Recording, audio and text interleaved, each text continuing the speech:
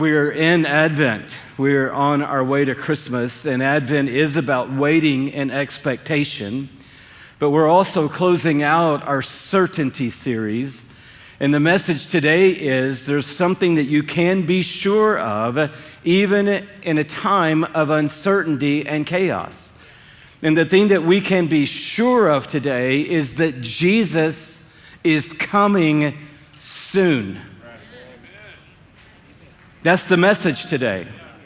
Jesus is coming soon. You can be sure of it. You're like, well, Louis, how do you know this? Do you have the inside track on some astrological phenomenon? No. Do you have access to some prophecy that maybe we haven't heard yet? No. Then how can you say so confidently today and with certainty today that Jesus is coming soon? I can say this today, you can receive this today because Jesus told us He's coming soon. So I'm certain that Jesus is coming soon because He said so. He told His followers in John 14, "Do not let your hearts be troubled. You believe in God, believe also in me. My Father's house has many rooms. If that were not so, would I have told you that I am going there to prepare a place for you? And if I go and prepare a place for you, I will come back and take you to be with me, that you also may be where I am. You know the way to the place where I am going."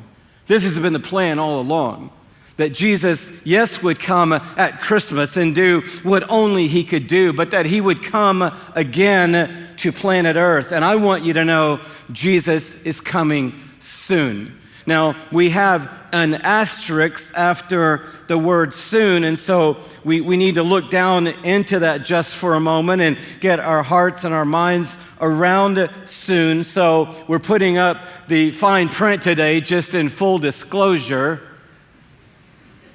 that soon, in the biblical sense, is a relative term when used in relation to the eternal nature of the Almighty, who exists outside time and space, yet concurrently operates within the confines of finite human history as I am. God the same, yesterday, today, forever.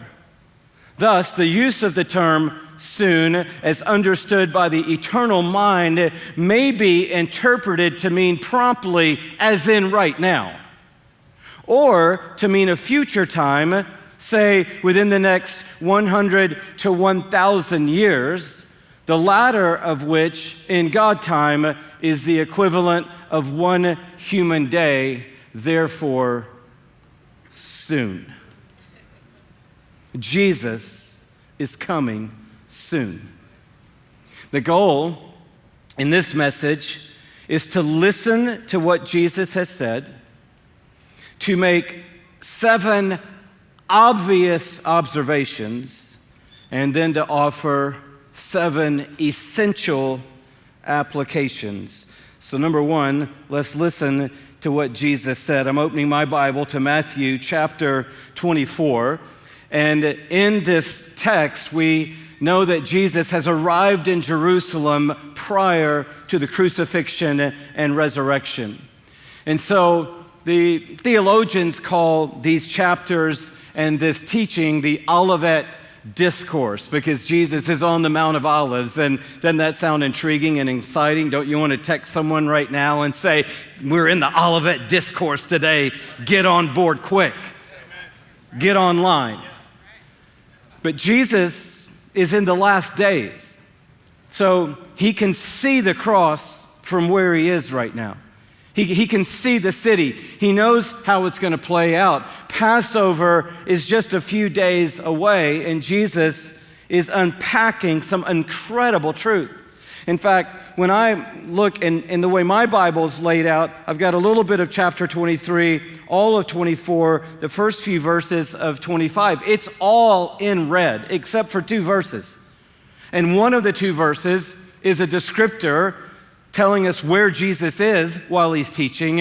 And the other of the 2 verses that's not in red is a question that his disciples ask him. And when they ask the question, then he gives the answer, and he goes for a while with the answer. So if it's okay with everyone here, and even if it's not, I would just like to read all of Matthew 24. So let's take a deep breath and say, Lord, thank you for the opportunity today to sit under the reading of the very words of the Son of God.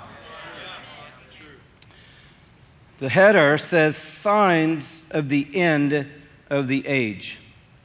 Jesus left the temple and was walking away when his disciples came up to him to call his attention to its buildings.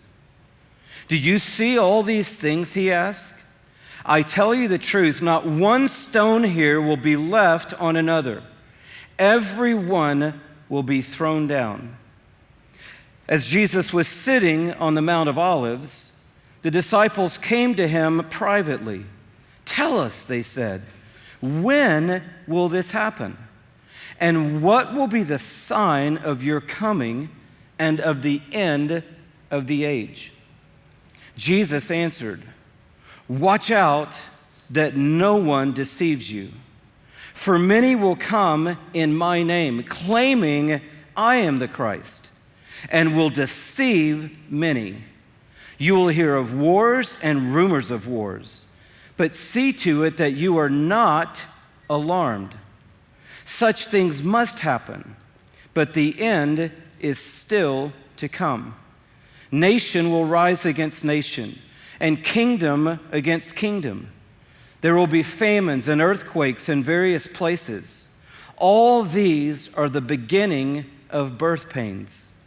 Then you will be handed over to be persecuted and put to death, and you will be hated by all nations because of me. At that time, many will turn away from the faith and will betray and hate each other. And many false prophets will appear and deceive many people. Because of the increase of wickedness, the love of most will grow cold. But he who stands firm to the end will be saved. And this gospel of the kingdom will be preached in the whole world as a testimony to all nations, and then the end will come. So when you are standing in the holy place, the abomination that causes desolation, spoken of through the prophet Daniel, let the reader understand. Then let those who are in Judea flee to the mountains. Let no one on the roof of his house go down to take anything out of the house. Let no one in the field go back to get his cloak. How dreadful it will be in those days for pregnant women and nursing mothers. Pray that your flight will not take place in winter or on the Sabbath, for then there will be great distress, unequaled from the beginning of the world unto now, and never to be equaled again. If those days had not been cut short, no one would survive. But for the sake of the elect, those days will be shortened. At that time, if anyone says to you, look, here is the Christ, or there he is, do not believe it. For false Christs and false prophets will appear and perform great signs and miracles to deceive even the elect, if that were possible. See, I have told you ahead of time. So if anyone tells you, there he is out in the desert, do not go out. Or here he is in the inner room, do not believe it. For as lightning that comes from the east is visible even in the west, so will be the coming of the Son of Man. Wherever there is a carcass, the vultures will gather. Immediately after the distress of those days, the sun will be darkened, and the moon will not give its light. The stars will fall from the sky, and the heavenly bodies will be shaken. At that time, the sign of the Son of Man will appear in the sky, and all the nations of the earth will mourn. They will see the Son of Man coming on the clouds of the sky with power and great glory. And he will send his angels with a loud trumpet call, and they will gather his elect from the four winds, from one end of the heavens to the other. Now learn this lesson from the fig tree. As soon as its twigs get tender and its leaves come out, you know that summer is near. Even so, when you see all these things, you know that it is near, right at the door. I tell you the truth, this generation will certainly not pass away until all these things have happened. Heaven and earth will pass away, but my words will never pass away. No one knows about that day or hour, not even the angels in heaven, nor the Son, but only the Father. As it was in the day of Noah, so it will be at the coming of the Son of Man. For in the days before the flood, people were eating and drinking, marrying and giving in marriage, up to the day Noah entered the ark. And they knew nothing about what would happen until the flood came and took them all away. That is how it will be at the coming of the Son of Man. 2 men will be in the field. One will be taken and the other left. 2 women will be grinding with a hand mill.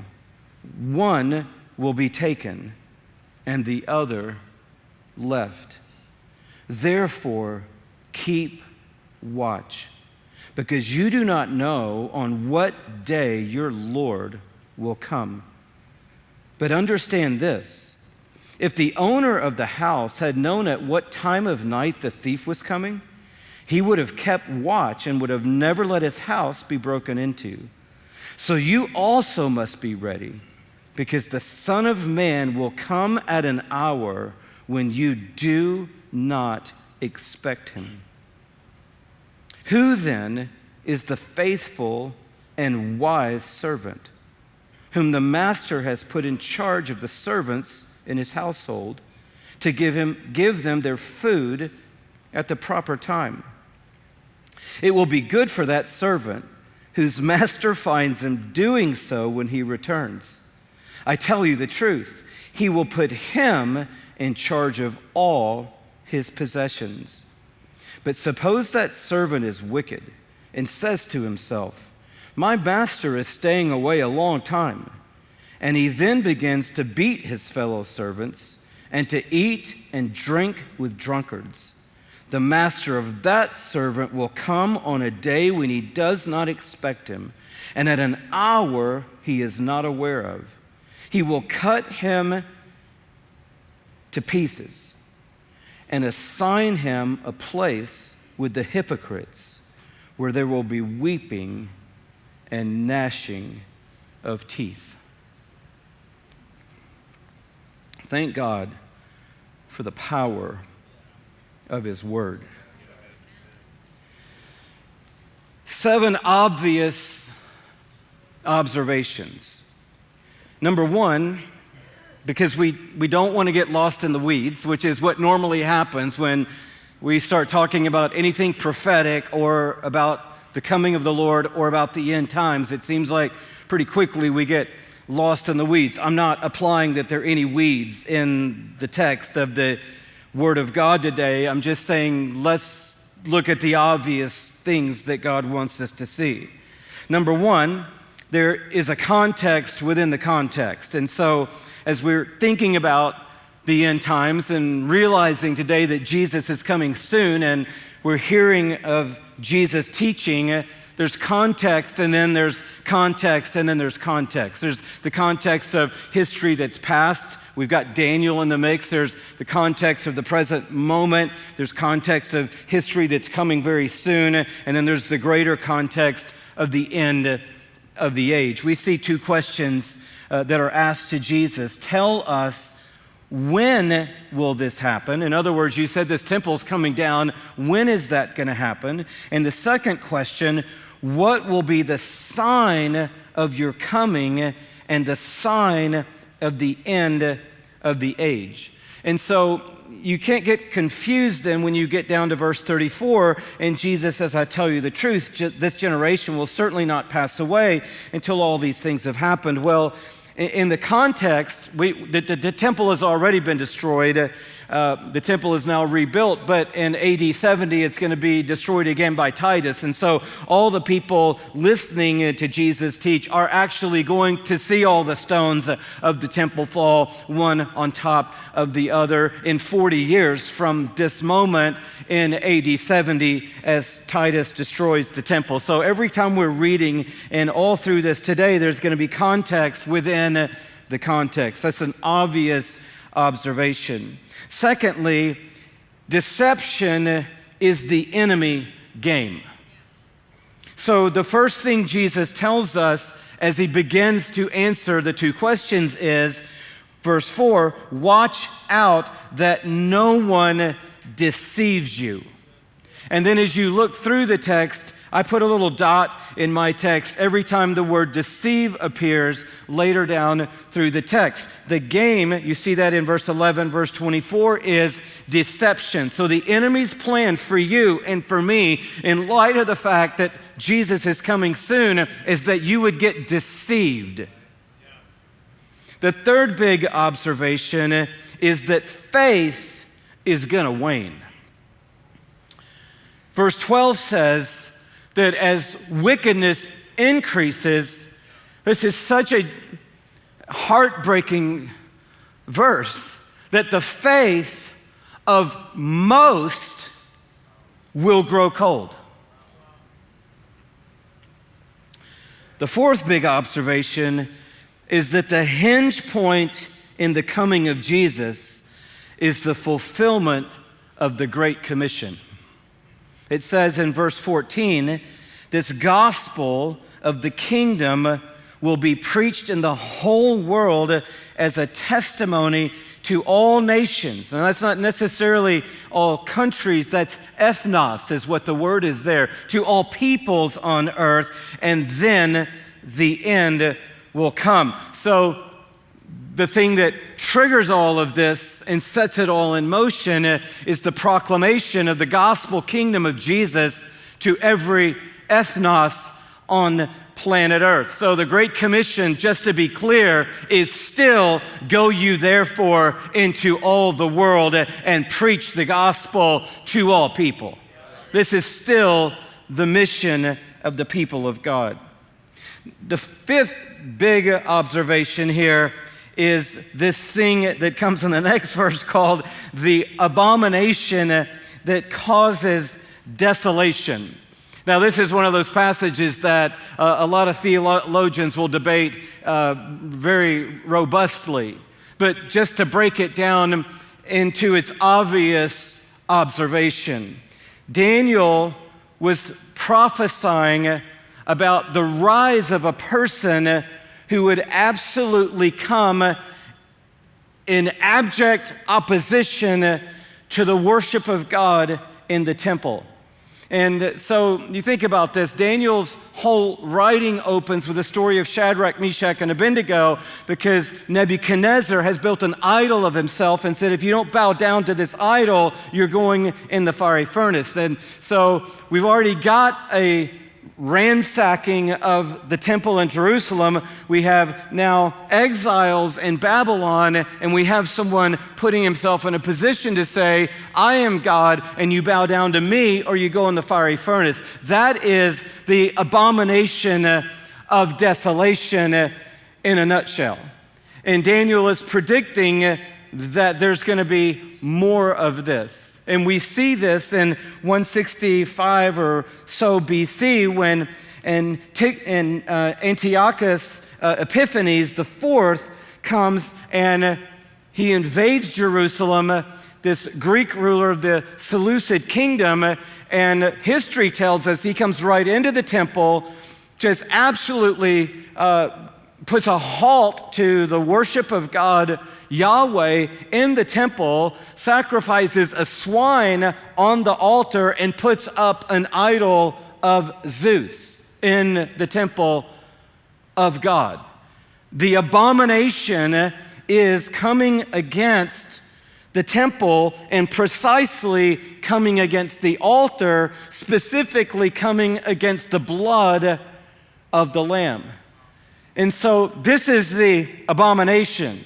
It's idolatry, but it's idolatry that's so brazen that it would stand right in the midst of the story of Jesus and say, forget about the blood of the Lamb. I am the one who is to be worshiped and to be exalted. And the result of this act brings desolation. And desolation means a wasteland, barrenness, empty, meaningless, and futile. And so if you ask the average psychologist to describe the psyche of the human condition, they would say to you, futile, meaningless, and empty. Why? Because man already is trying to supplant God, and already it's fall in the church, and hearts are growing cold, and it's brazen in the world, and people are standing in the holy place saying, forget about the blood of the Lamb. We are good to save ourselves. The sixth big and obvious observation is that Christ's return is a public event. Verse 27 says, that for as lightning that comes from the east is visible even in the west, so will be the coming of the Son of Man. And then the seventh big observation that I think it's important for us to see is that everyone won't make it in the end. Two men are in a field, one is taken and one is left. Two women are using a hand mill, one is taken up and one is left behind. So what are the 7 applications that we should walk away with today? In other words, does Jesus' planned and clearly announced return impact our lives in any significant ways? Number 1 application is to live alert, not alarmed. Don't you love that in verse 6? These are Jesus' words, by the way. He said, you'll hear of wars and rumors of wars. Now, every time we hear of wars and rumors of wars, or the moons are doing something, or the sun did something, or there's an asteroid out there that's coming near Earth in 20 years, or 30 years, or 15 years, or the election went this way, or the election went that way, or some ruler in some country said this, or some ruler said that, or there was an earthquake, or a tsunami, or this or that. Normally, the average believer I know gets pretty alarmed. And Jesus himself said, don't be alarmed. When you hear of the wars and the rumors of the wars, when there's earthquakes in various places, don't be alarmed. Well, why shouldn't we be alarmed? Because I've already told you how all this is going to play out.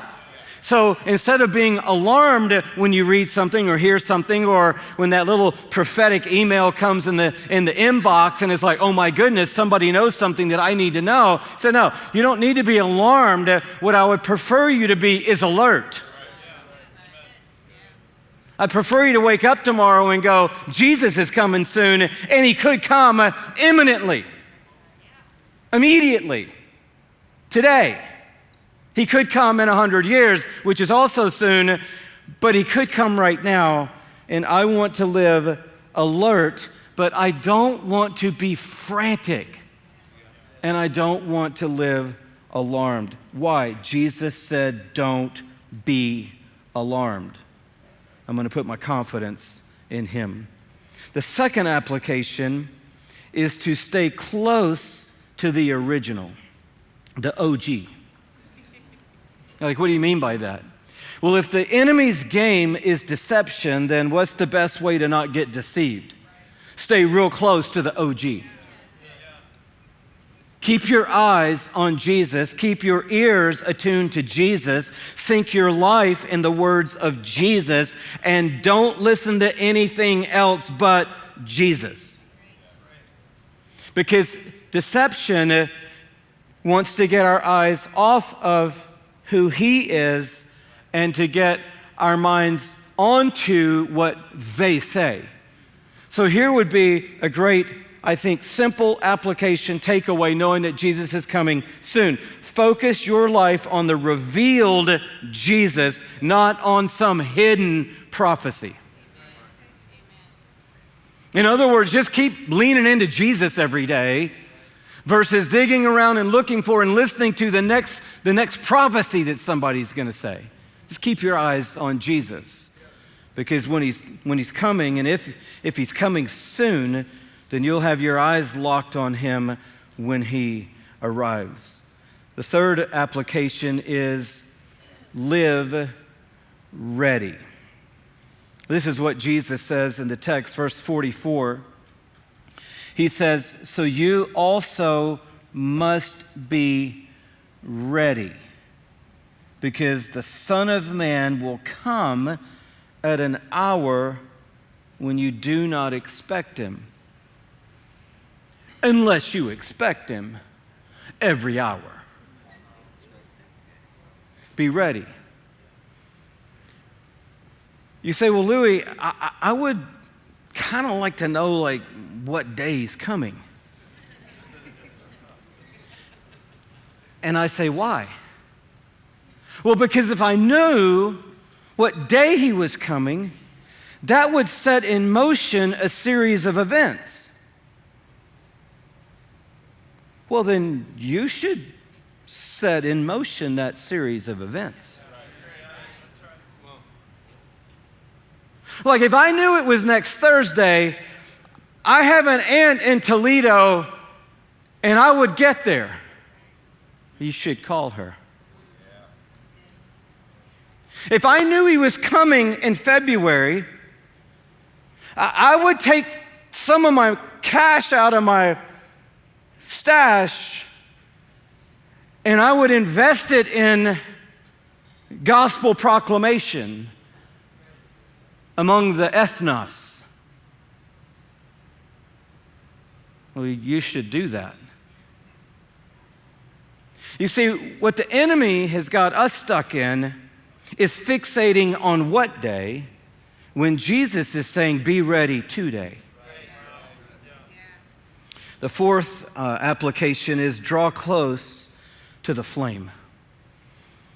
You ever been at a camp out and there was a fire going? It was that time of year where it was just getting colder and colder and colder, and everybody just kept scooting up closer and closer and closer to the fire. By the end of the night, everybody's knees are right up next to the thing because, you're trying to get one more log on there, and people are scavenging all for little twigs and sticks, and we're as close as we can get, and close as we can get. We're just trying to stay close to the fire.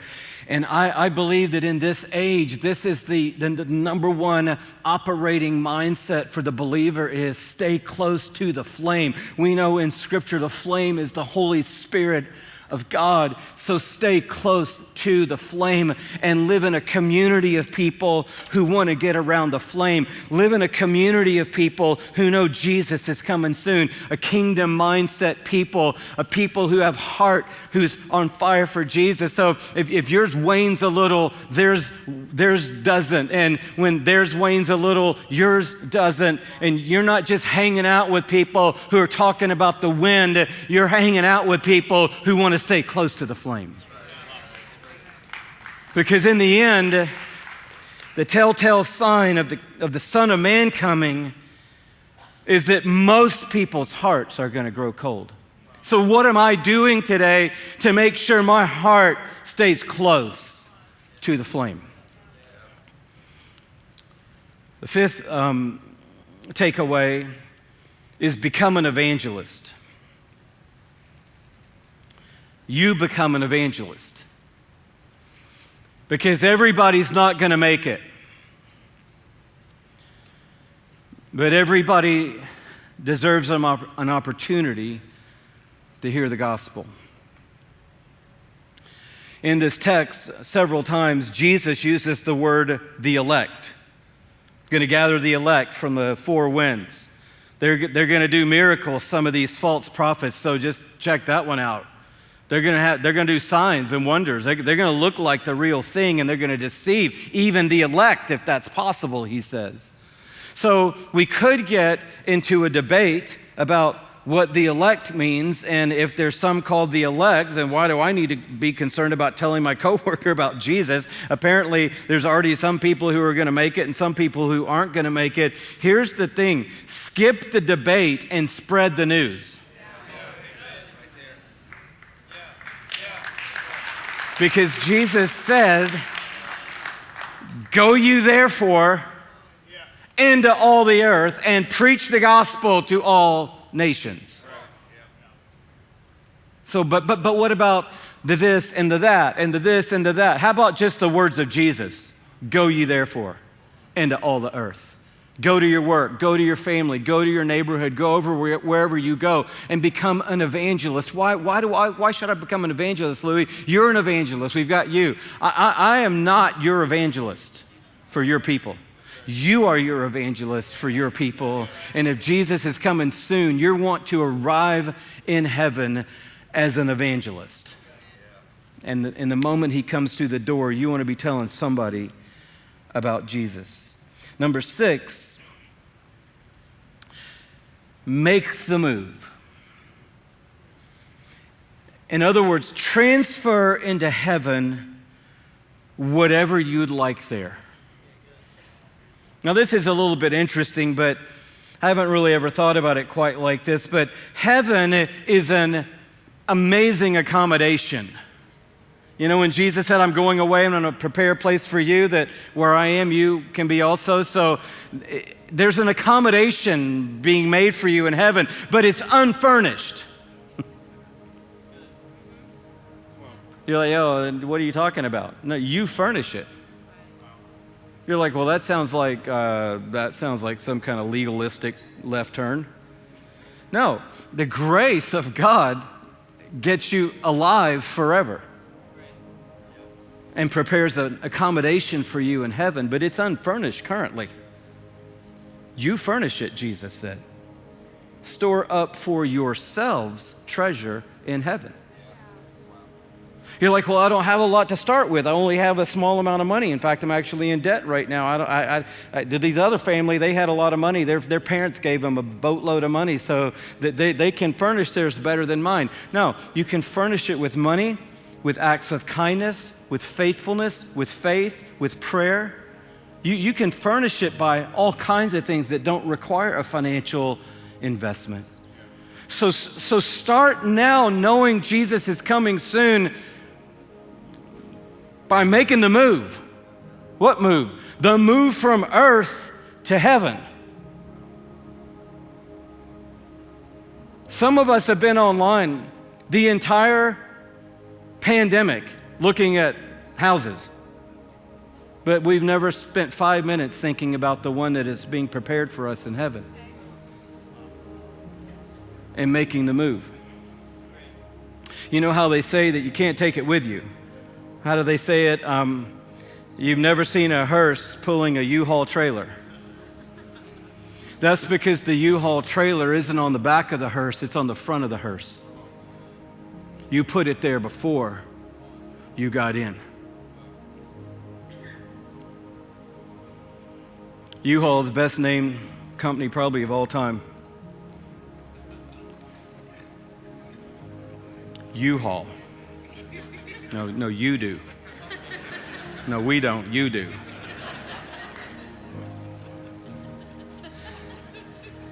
I want to rent a truck that says we haul.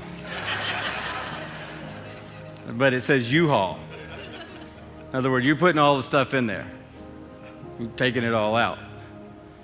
And this is heaven. You are putting all the stuff in there. And then number 7, and I hope I'm okay and not on too thin of ice on this one. Go all in on red 14. Now that is a casino term, and I don't know if 14 is red or black on the roulette table, but I know 18 is red. I know one time we were in Las Vegas doing a Christian event.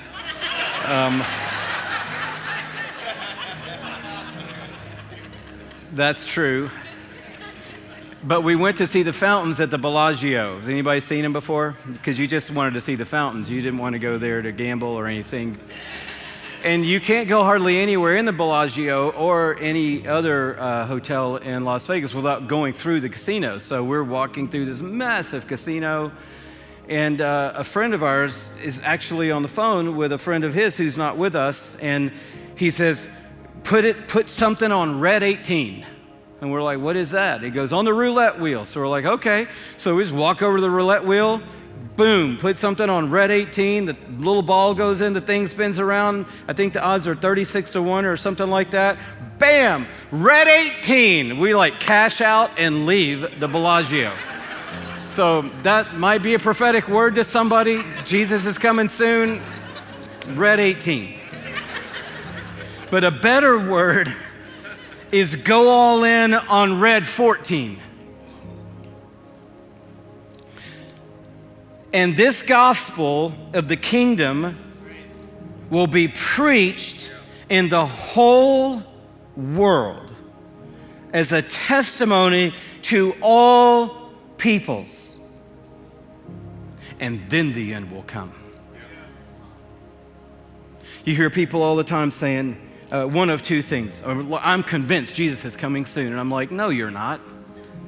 Oh, yes, I am. I believe he's coming soon. I'm convinced. I mean, I'm just, anybody could tell you, Jesus is coming right now. I believe he's coming. I mean, I'm not going to say this year, but I believe he's coming right now. I'm like, no, you don't. And they're like, oh, man, I'm telling you, I believe Jesus is coming soon. So have you cashed out your 401k? No. You still living in your house? Yeah. Then you don't believe Jesus is coming soon. If you believe Jesus is coming soon, you're going to cash out your 401k and you're going to hire a guy to smuggle you into Yemen with a Yemeni translator. And you're going to go into the mountains of Yemen with a Yemeni translator preaching the gospel of Jesus for about 48 hours before you're dead.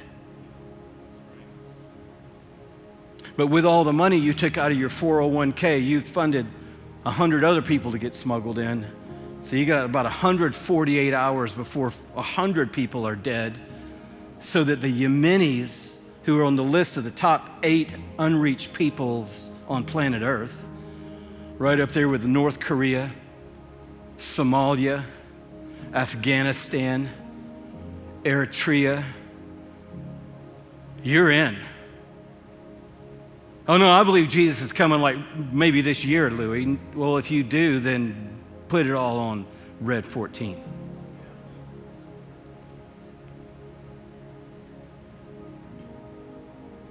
Because he's not coming till all of them have heard the gospel of the kingdom of Jesus. Then he's coming.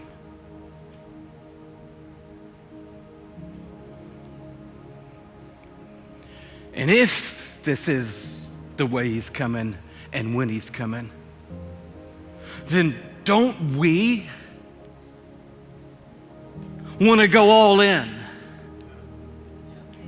for the 3.2 billion people on earth today who have this much access to the gospel of Jesus?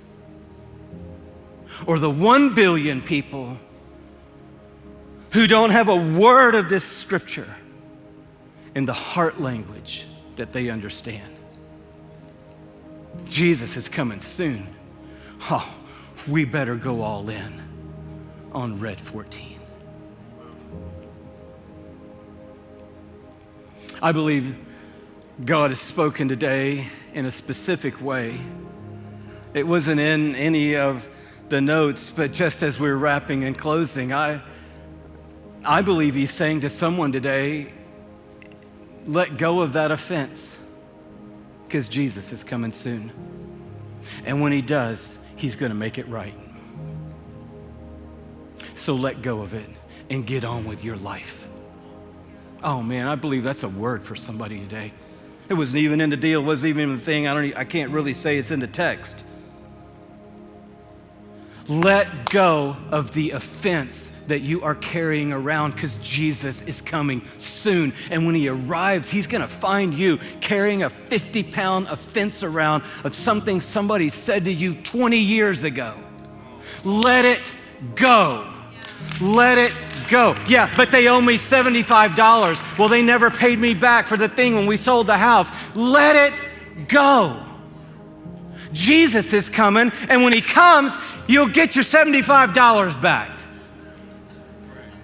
When he comes, he'll say, you were right, you were wrong.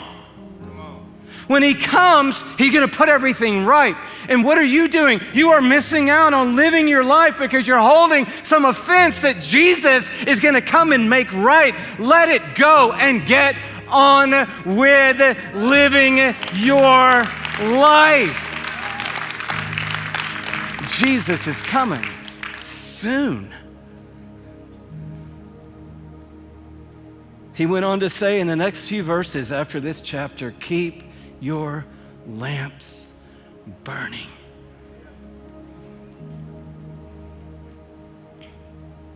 If you don't know him, how could you possibly leave church without accepting the grace of God, who has given Jesus to forgive you of your sin and make you alive forever? Receive Jesus today. Get saved now.